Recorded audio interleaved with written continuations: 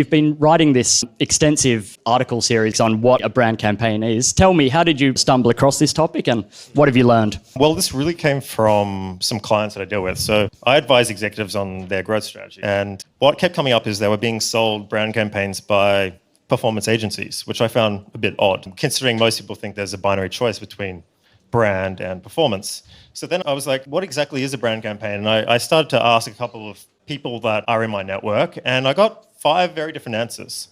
Then I thought, let's tweet something inflammatory and just see what happens. And it sort of blew up. What was the tweet, can you remember it? It said brand campaigns are a scam. I've got the data and it shows that brand campaigns are the biggest scam in the world. And I had a very polarized comment section. There was a couple of people from tech who were like, it's completely true, no surprise there. And then I had a lot of other people go, no, you're an idiot. So then I started to probe a bit, go, like, what is a brand campaign? And everybody avoided the answer. And then I thought to myself, actually, yeah, what is it? I don't know either. So then I sort of crowdsourced some of the comments and probed a bit heavier and then kind of created a table of direct response, performance campaign, what do you want to call them, on one side, and then brand on the other. It's kind of like a strategic method of dividing a very complex topic and just seeing where the middle ground is here and where the extremes are. And that was really cool. And everyone's like, oh yeah, that's pretty much accurate. And I checked with a couple of people. And I thought, we really need a definition here. And then someone said in the comments, think different, brand campaigns work because of think different. And I was like, I know that campaign really well. So I looked at their financials, their market cap, their revenue and all that kind of thing, and did quite a big analysis and then wrote a piece about it. Anyway, that piece turned into 6.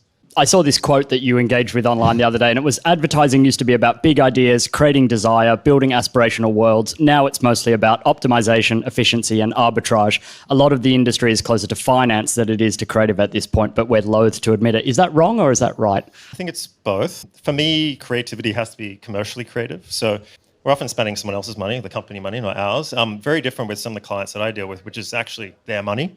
So they take a very different view about these things, but creativity that's unrestrained, that's undisciplined, can be really creative, but it can't be always commercially viable. There has to be some sort of discipline or structure around that, and that's what strategy ultimately provides. So I think that's symptomatic of the loss of strategic thinking, which is the whole point of writing this series, giving people ammo going, actually, just before you take someone's word for it, why don't you just think about it first? What is your objective? Do you start with a channel or do you start with an objective?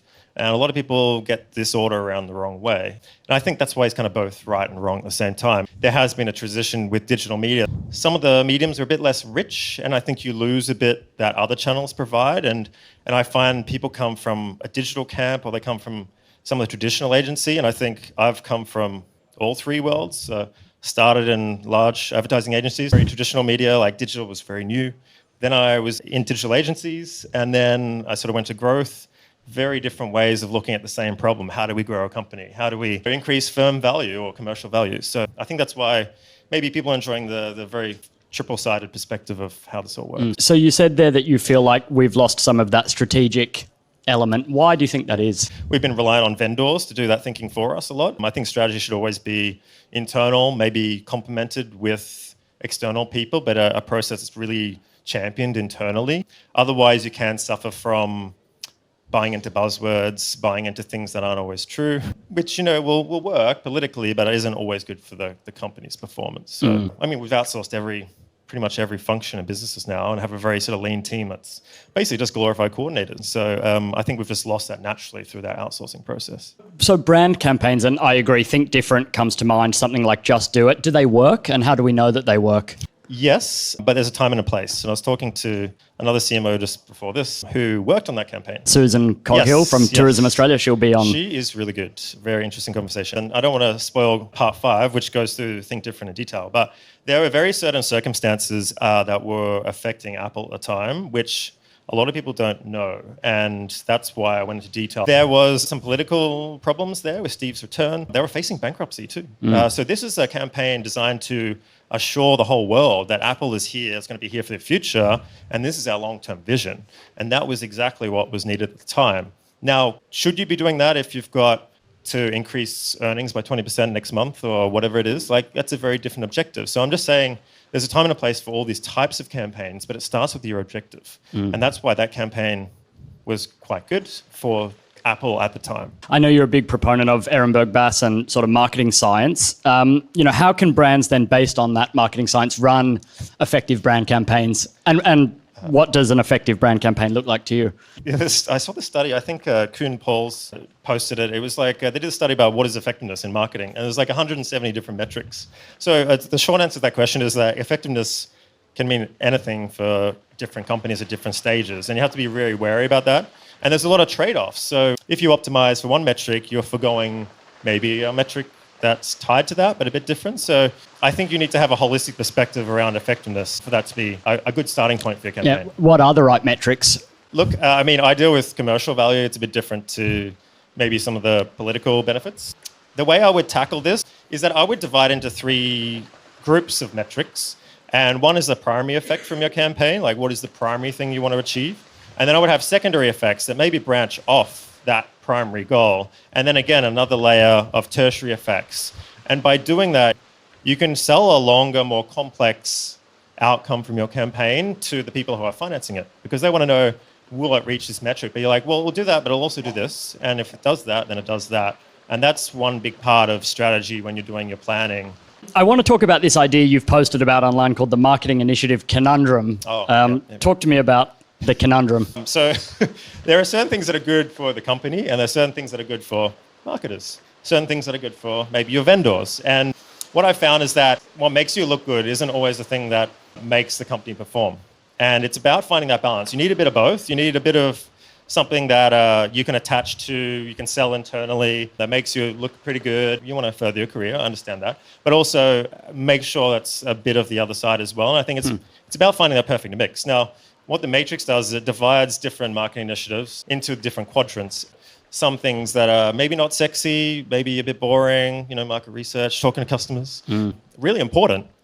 Won't win you many political favors though. And other things are the opposite. And it's just about maybe finding a balance when I do media planning about making sure you got all those sort of things covered as much as you can. How did we sort of land here in your view? Why are some things politically more viable than others? The roles now, it's like what the organization rewards and what it doesn't reward, and that starts at the top. So if you don't understand what marketing is, you're going to get sold things that look good, and you're going to buy into them, and then you're going to get annoyed at the marketer why that thing didn't work, when all along you're the one who approved it. So I think it starts with educating the people that are then approving these decisions on behalf of the marketer. You've talked a lot about availability as opposed to awareness. Talk more about availability and how can brands impart or focus on availability to drive better commercial outcomes rather than just say awareness. Yeah, so if you read, I'm not a huge fan of all of his work, but Peter Thiel makes a good point around distribution being exclusive in a way that if you have good distribution, you can sell a product regardless of everything else in the mix. So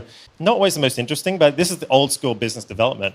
Just think of any tradie, right? Actually, medicine's probably the best example. In Australia, you're not allowed to, it's been relaxed, but you're not allowed to advertise. There's very strict controls around advertising. So if you're a specialist medical consultant, the way you would get business is you'd go to your GPs and you'd take them out for lunch or dinner or something. That is their referral distribution network, right? Because you're not allowed to advertise. So tradies are the same. You partner up with another tradie that is complementary to yours, and you create this network effect that can funnel business into you with zero advertising, right?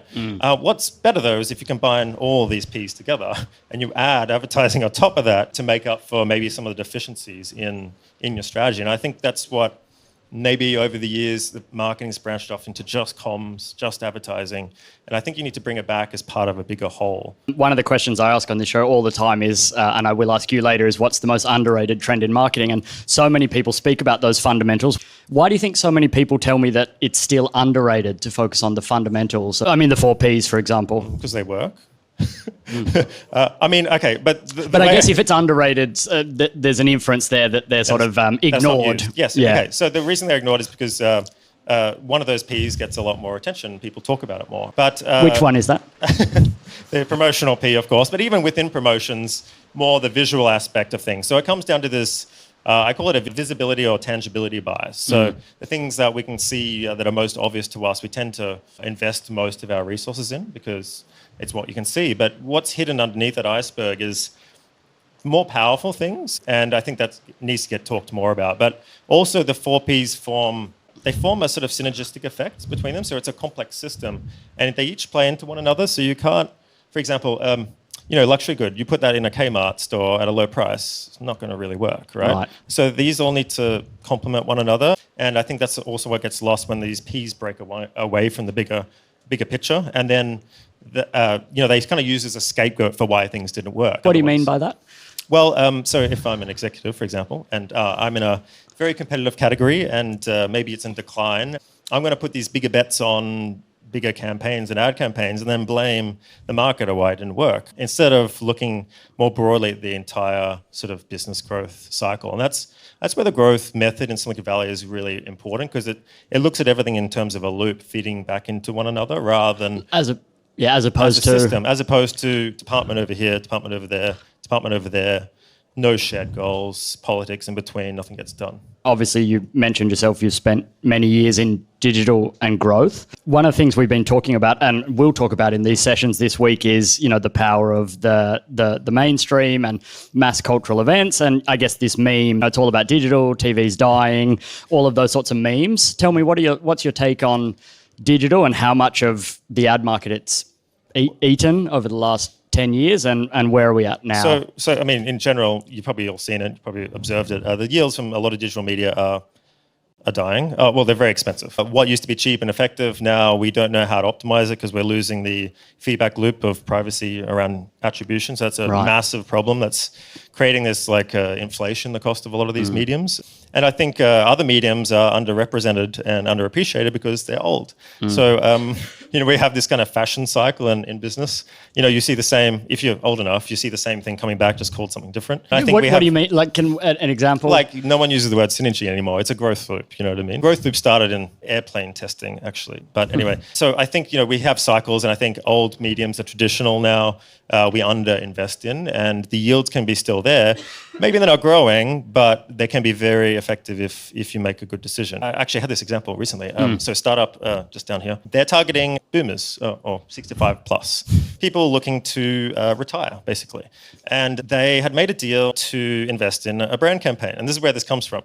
But it was with a digital agency, which, can work out. But what happened is they put all their money into broad targeted Facebook advertising with a pretty weak creative that just looked like any other ad that you'd flick past. And they spent a lot of money on this, and 90% of the budget, and then it hasn't done anything. I was like, well, you've got all these people sitting at home watching TV. If I was targeting those people, I'd be at the RSLs doing activation events, for example. This is a very high friction financial product, right? So I'd be doing these partnership sort of events. I'd complement that with maybe some TV ads. Like you'll see the retirement village, ads on TV, right? I'd be doing some letter drops and things like that.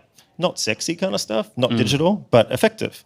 And they went down this other road and it ended badly. Now, I think the same is true maybe on the other side as well. And that's why I'm saying it should be a bit more agnostic about how these channels are chosen and sort of just think through who is your target market and what are they consuming, rather than I think we should start with ABC channel and go from there and do some testing and figure out if it works or not. You can make 5 phone calls with your target market and figure out very quickly which channels you should be investing in. What's your favorite marketing campaign of all time? It would be the Google campaign. And it's not officially an advertising campaign, but Google pay, is it $18 or $20 billion a year to Apple? So in Safari, the default homepage can be Google. $20 billion a year is one of the biggest campaigns in the world. That is a distribution play and an advertising campaign almost in I feel like that's a very John James answer, not a marketing campaign, but what's your favorite marketing campaign of all time? I know this is cliche, but probably the Think Different campaign. Right. As much as I'm analyzing it and making sure people make a better decision about this campaign before they know the facts, it is actually interesting in a number of ways when I did the research. So anyway. Talk more about Think Different if you can. Sure. Steve Jobs left through a board sort of disagreement in just after that 1984 campaign. And then he started his own 2 companies, Pixar with George Lucas, who you probably know from Star Wars, and also he started Next Computers. Both became billion-dollar companies, multi-billion-dollar companies. Apple then were basically in not a good place. They, for the next 10 years after the Macintosh came out, had this string that had this product line, which is crazy. Anyway, failing really badly. IBM and Microsoft are coming up and threatening, their dominance in the personal computing market. And then Steve basically gets brought back in only through an acquisition of Next Computers. Right. Because their operating system was pretty terrible, Apple's at the time. So they basically bought Next, and by virtue, Steve back into the organization, for their software, right? And then one of the first things he does, and this is really interesting, Steve cuts their whole product line. He gets rid of 90-something% of all their products and focuses on just a couple. He then creates this campaign that we all know. And then the effect that campaign had was exactly what the company needed. And it worked in multi-dimensions. And there's a lot of other things that went on, but that's why I think it's one of the most effective campaigns, because the whole company was about to collapse. The share price was terrible. They were about to go bankrupt. What do you think makes the Apple brand so special? Product ecosystem. So they have a suite of products that all play into one another. Again, talking about network effects. And they have switching barriers, cords, dongles. Have you ever switched from non-Apple to Apple and back again? It's a nightmare, right? But if you ever create another Apple device, it's very seamless. That one just gets transferred. Getting a new phone, for example. Easy. So they're really good with that friction, right? Either inserting friction intentionally around switching or reducing friction when you get a new product. So I think that is underrepresented, and that's and I guess why it's so strong. the "it just works" meme, which I mean, true. until recently has been very true. Yeah, and I think their advertising behind the visuals, a lot of it is around cultural relevance, simplicity of technology making your life easier. Right. And there's been a theme that's always been touted since Steve Jobs' early days all the way through. So there's simplicity even in the way their ads are created, so they're not too busy. Something around that, I guess, like, status, And I think simplicity of message, I think we try to communicate too much. And I think what they do is they spend a lot of time making it as simple as possible so that we get the message. There's this famous thing where Steve Jobs is in a boardroom table, and Steve goes, we need to include this and this and this headline, that headline, all in the same ad. So Johnny Ives scrunches up all the bits of paper, 5 bits of paper, and throws them all at once to Steve, and he can't catch any of them. And then Steve goes, oh yeah, I get your point. And they went with one message instead of 5. So I think that's really key. That's really hard. That requires, trade-offs and ignoring certain things and figuring out exactly where the opportunity in the market is, and saying that in the fewest amount of words you can. Right. All right, so you can't say Apple, but what's the best brand in the world right now? My favorite brand? Or your favorite. There's a zip brand in Japan called PKK. They make zips for all your clothes. What do you mean, like replacement zips? No, the sort of brass zippers. They make premium style brass zippers. If you go to any good quality clothing, they'll have a PKK on it. And I think it's hilarious. How big is the business? Huge, wow. multi-billion-dollar, and nobody knows about them. But if you go through your wardrobe, look at the Zip brand, and you'll probably see PKK on there. Very cool. You learn something every day. Most overrated trend in marketing right now? Maybe digital for digital's sake.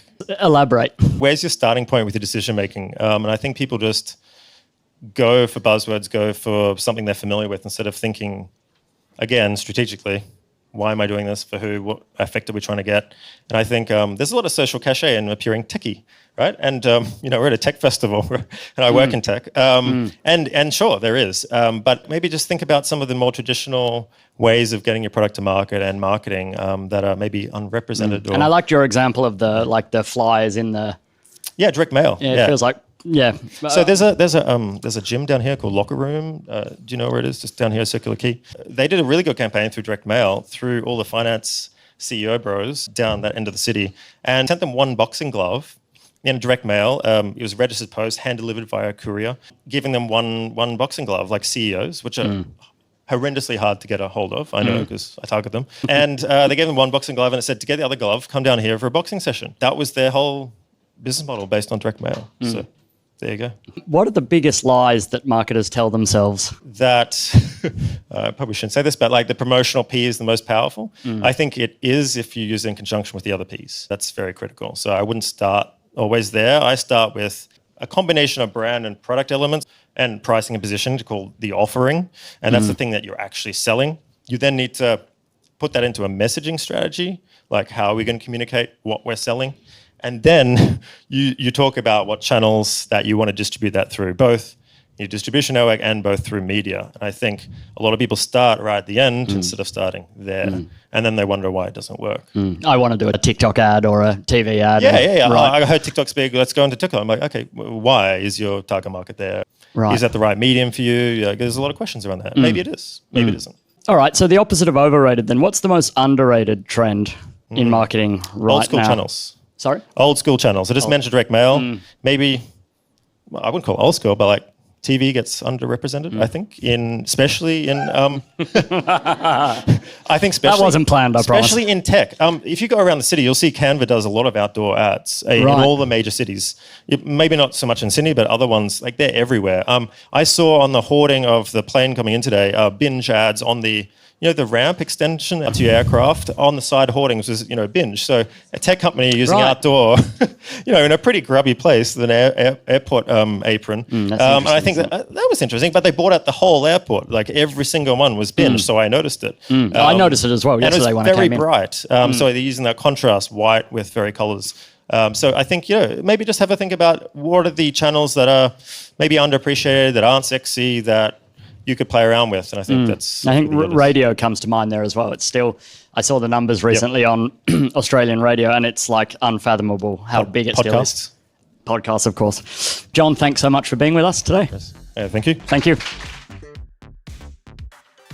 Thanks for listening to the Own the Moment podcast.